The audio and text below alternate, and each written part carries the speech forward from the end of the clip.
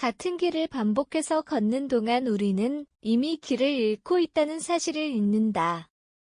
번아웃 시대의 실존 철학 39. 우리는 왜 다시 같은 삶으로 돌아가는가? 대시 회복 이후에도 반복되는 이유. 많은 사람들이 번아웃을 경험한다. 그리고 잠시 멈춘다. 휴식을 취하고 거리두기를 하고 다시 숨을 고른다. 그런데 이상한 일이 벌어진다. 회복한 뒤에도 우리는 다시 같은 자리로 돌아간다.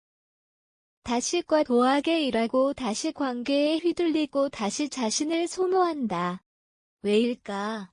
회복했는데 왜 삶은 변하지 않는가? 이유는 단순하다. 우리는 상태는 바꾸지만 구조는 바꾸지 않는다. 번아웃은 에너지의 문제가 아니다.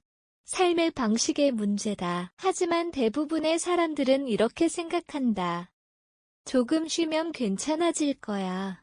그래서 쉰다. 그리고 다시 돌아간다. 하지만 돌아가는 곳은 같은 구조의 삶이다.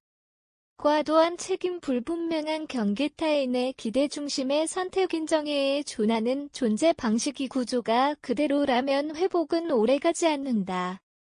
우리는 결국 다시 무너질 수밖에 없다. 진짜 문제는 번아웃이 아니라 번아웃 이후의 선택이다. 회복은 단지 다시 시작할 수 있는 상태일 뿐이다. 그 이후에 무엇을 바꾸느냐가 중요하다. 그러나 우리는 변화를 두려워한다. 왜냐하면 기존의 방식은 힘들지만 익숙하고 새로운 방식은 불안하지만 낯설기 때문이다. 그래서 우리는 선택한다. 고통스럽지만 익숙한 삶.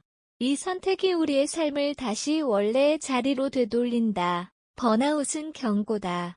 이 방식으로는 더 이상 살 수 없다는 신호다. 하지만 우리는 그 신호를 이렇게 오해한다. 조금만 덜 힘들게 살자.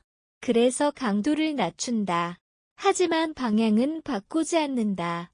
이것이 문제다. 삶의 방향이 그대로라면 강도를 낮추는 것은 잠시 버티는 방법일 뿐이다. 결국 우리는 다시 묻게 된다. 왜 나는 또 지쳤는가? 그 답은 늘 같다.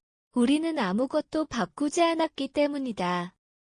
진짜 질문은 이것이다. 나는 무엇을 그대로 두었는가?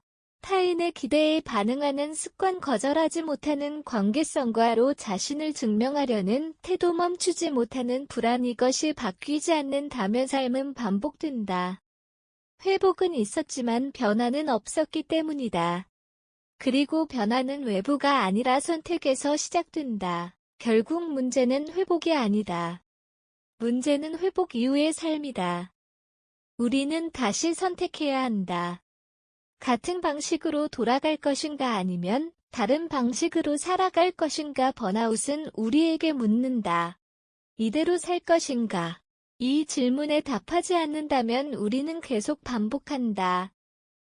그러나 만약 다른 선택을 한다면 그때부터 삶은 달라진다. 회복은 끝이 아니라 새로운 삶의 시작이기 때문이다.